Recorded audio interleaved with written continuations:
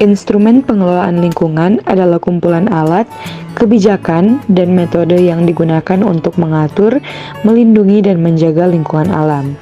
Instrumen ini mencakup berbagai aspek, termasuk regulasi hukum, perencanaan lingkungan, teknologi ramah lingkungan, insentif keuangan, serta kesadaran masyarakat. Dalam prakteknya, instrumen pengelolaan lingkungan seringkali melibatkan kerjasama antara pemerintah, sektor swasta, dan masyarakat sipil. Ini menciptakan kerangka kerja yang lebih holistik dan berkelanjutan dalam mengatasi masalah lingkungan yang semakin kompleks.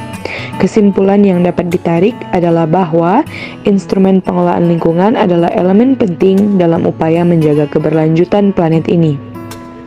Dengan menggabungkan berbagai alat dan strategi ini, kita dapat berusaha untuk mewujudkan visi masa depan yang lebih hijau dan berkelanjutan. Pemahaman dan implementasi yang baik dari instrumen ini sangat penting untuk melindungi dan merawat bumi kita agar tetap menjadi tempat yang layak bagi generasi mendatang.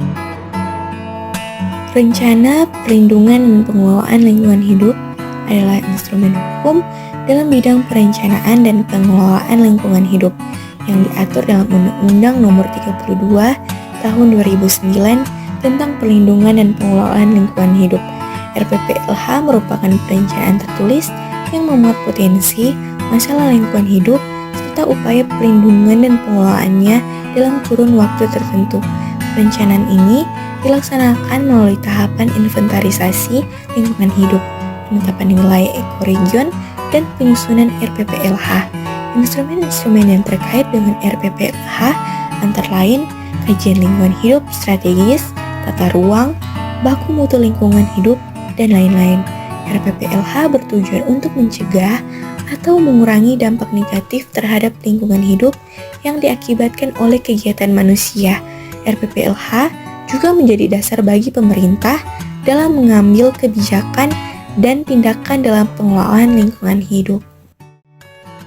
Kriteria baku kerusakan lingkungan hidup.